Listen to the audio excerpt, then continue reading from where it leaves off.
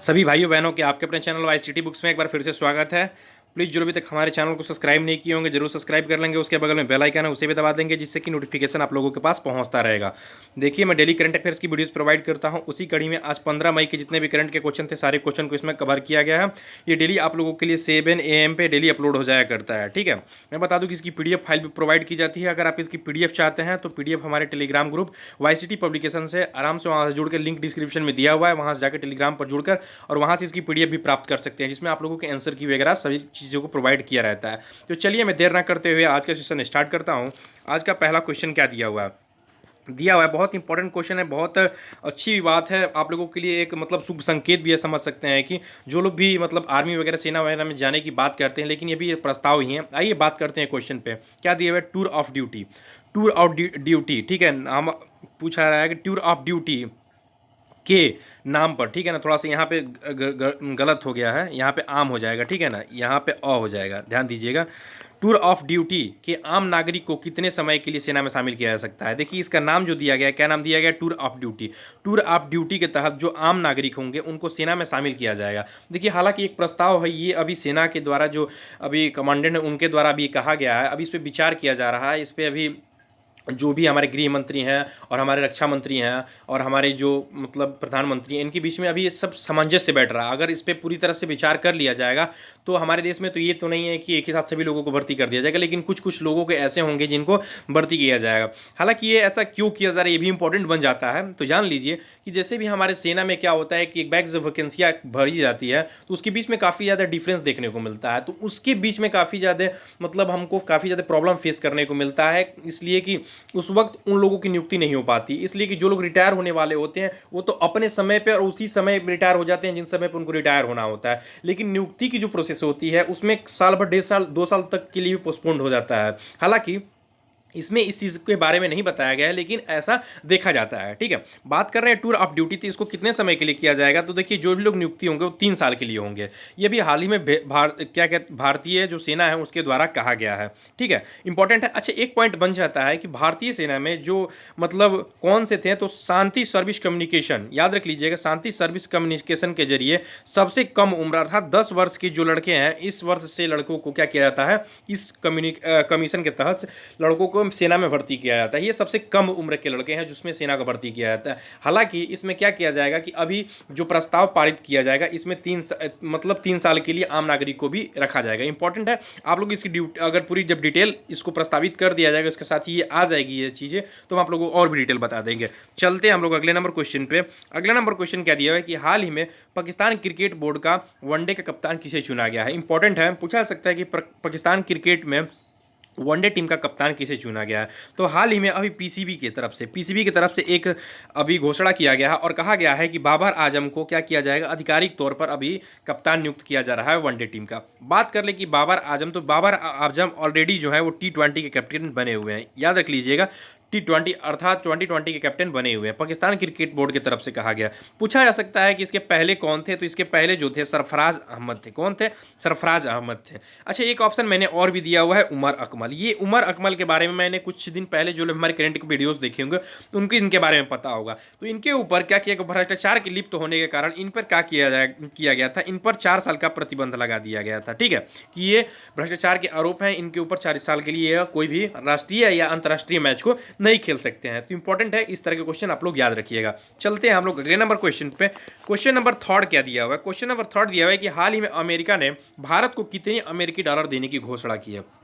देखिए इस तब के क्वेश्चन है जो जनरली आप लोगों के लिए हो सके तो इस वक्त इंपॉर्टेंट हो सकता है, लेकिन ये अगर जानकारी आप लोग रखेंगे तो आप लोगों के लिए हो सके तो भविष्य में आप लोगों से संबंधित जितने भी क्वेश्चन है आप लोगों के लिए इंपॉर्टेंट बन सकता है। ठीक है, तो बात करते हैं कि हाल ही में अमेरिकी भारत ने कितने अमेरिकी डॉलर देने की बात कही गई है। तो याद रख लीजिए कि इसका राइट आंसर क्या हो जाएगा, 3.6 मिलियन डॉलर देने की बात कही गई।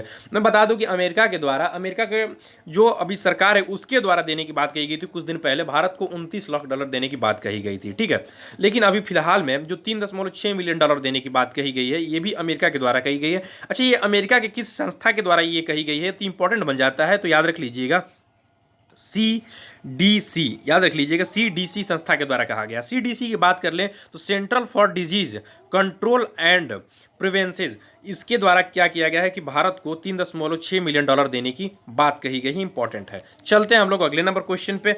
अगला नंबर क्वेश्चन क्या दिया हुआ है कि हाल ही में सीबीएसई के अध्यक्ष के रूप में किसे नियुक्त किया गया। बहुत इंपॉर्टेंट क्वेश्चन, बहुत बहुत इंपॉर्टेंट क्वेश्चन। इस तरह क्वेश्चन आप लोगों को 100 में 100 क्या मैं बता दूं कि 100 में 110% क्वेश्चन इस तरह के देखने को मिलते हैं। बात करते हैं किसे चुना गया है, तो इसका राइट आंसर क्या हो जाएगा। अभी हाल ही में मनोज औसा को हाल ही में सीबीएसई का अध्यक्ष चुना गया है, इंपॉर्टेंट है।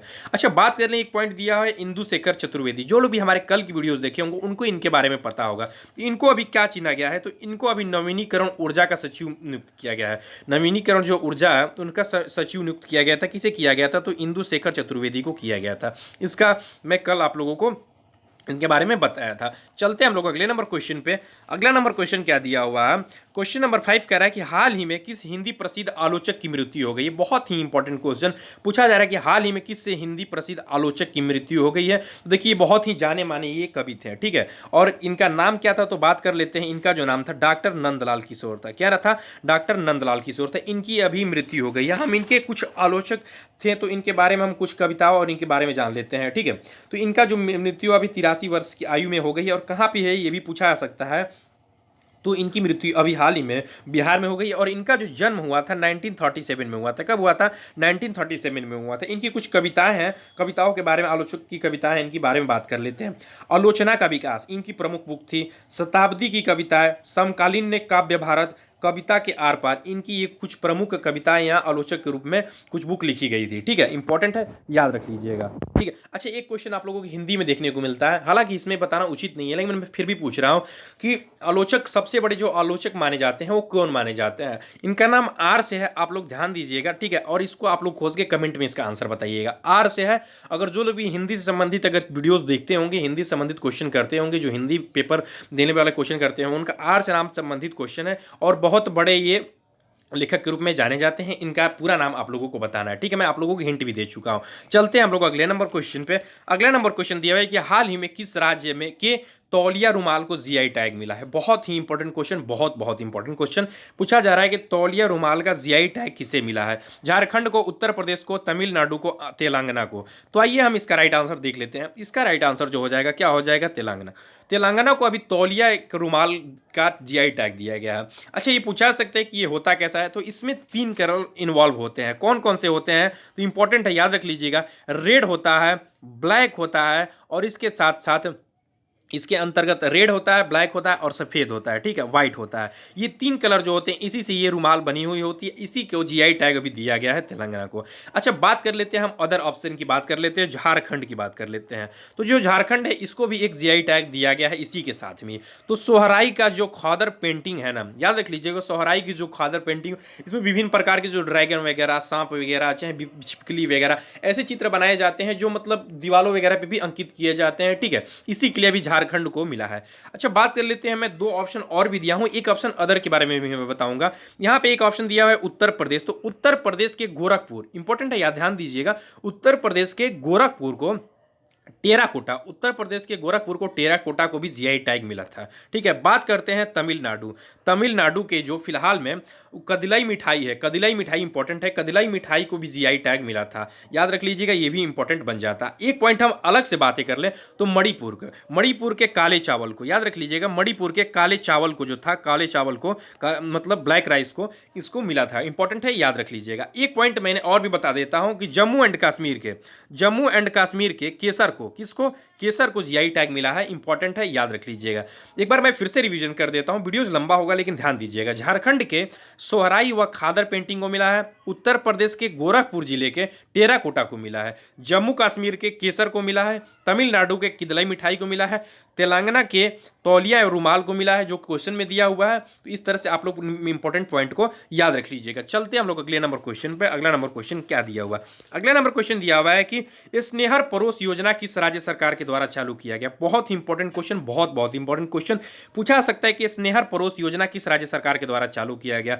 मध्य प्रदेश सरकार के द्वारा, पश्चिम बंगाल सरकार के द्वारा, हरियाणा सरकार के द्वारा, उत्तर प्रदेश सरकार के द्वारा।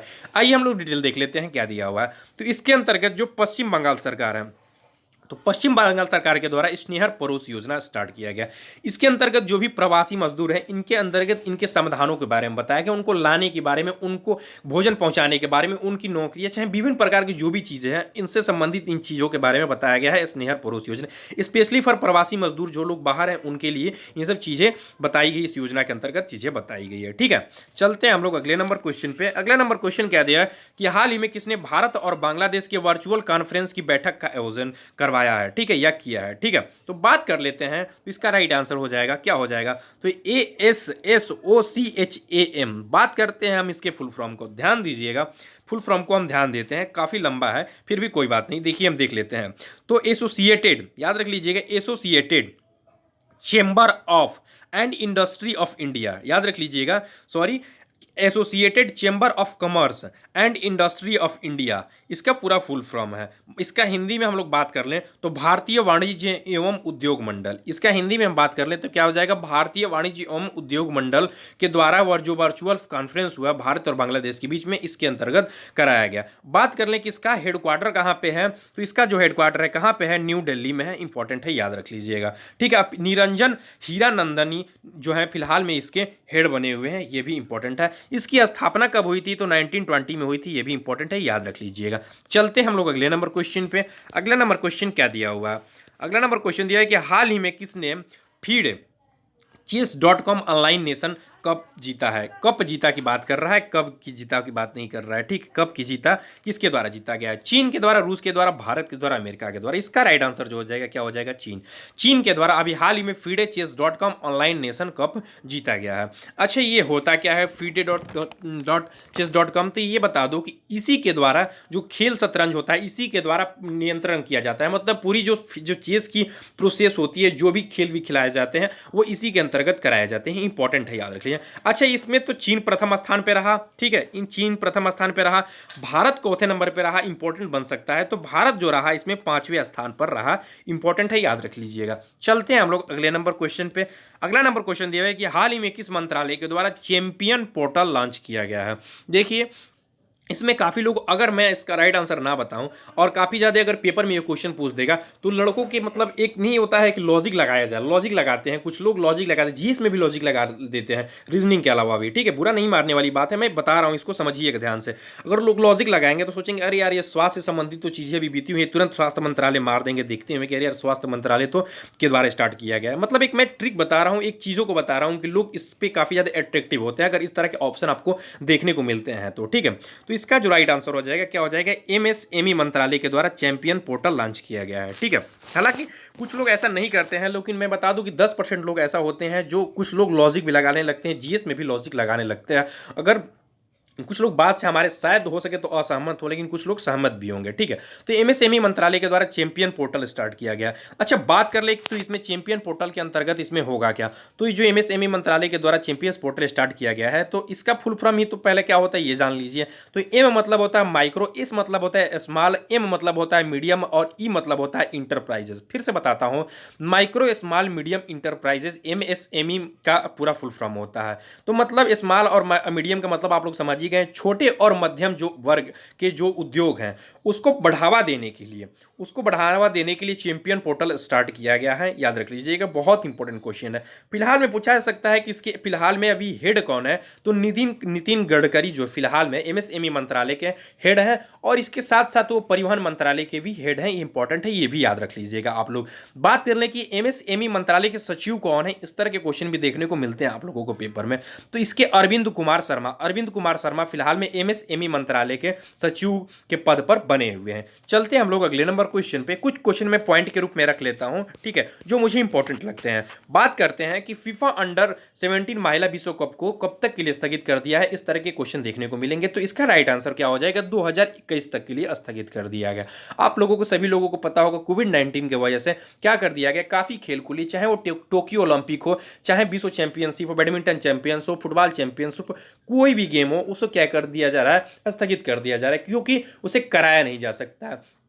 कराया तो जा भी सकता है, लेकिन अगर दर्शक नहीं रहेंगे तो उनकी जो आमदनी होगी वो उस तरह से नहीं होगी। ठीक है, तो इसके वजह से क्या किया जा रहा है, कुछ चीज़ों को अभी स्थगित कर दिया जा रहा है, इंपॉर्टेंट है। चलते हैं हम लोग अगले नंबर पॉइंट पे। अगला नंबर पॉइंट क्या दिया कि हाल ही में फेड कप हॉट अवार्ड जीतने वाली पहली महिला सानिया मिर्जा बन गई हैं। देखिए जो लोग भी हमारे पिछले मंथ की करंट को जो देखे होंगे, मैं बताया था आप लोगों को कि इनमें नामित किया गया था, किसको नामित किया गया था, जब भी ये सेमीफाइनल में पहुंची थी सानिया मिर्जा, तो ये फेड कप और हॉट अवार्ड के लिए नामित कर दी गई थी। लेकिन अभी इनको क्या कर दिया गया, ये अवार्ड अब जीत भी चुकी हैं, इंपॉर्टेंट है, याद रख लीजिएगा। सानिया मिर्जा ये पहली भारतीय महिला है। चलते हैं हम लोग अगले नंबर पॉइंट पे। अगला नंबर पॉइंट क्या दिया हुआ है कि हाल ही में फ्रांस के साइकिलिस्ट जो रेमे डी ग्रेगोरियो, ये एक बहुत ही मतलब प्रसिद्ध खिलाड़ी के रूप में जाने जाते थे, रेमे डी ग्रेगोरियो, इनको डोपिंग टेस्ट हुआ है इनका, और इनको क्या कर दिया गया है, इनको 4 साल के लिए प्रतिबंधित कर दिया गया है। अब 4 साल के लिए ये किसी प्रकार का खेल नहीं खेल पाएंगे, किसी प्रकार का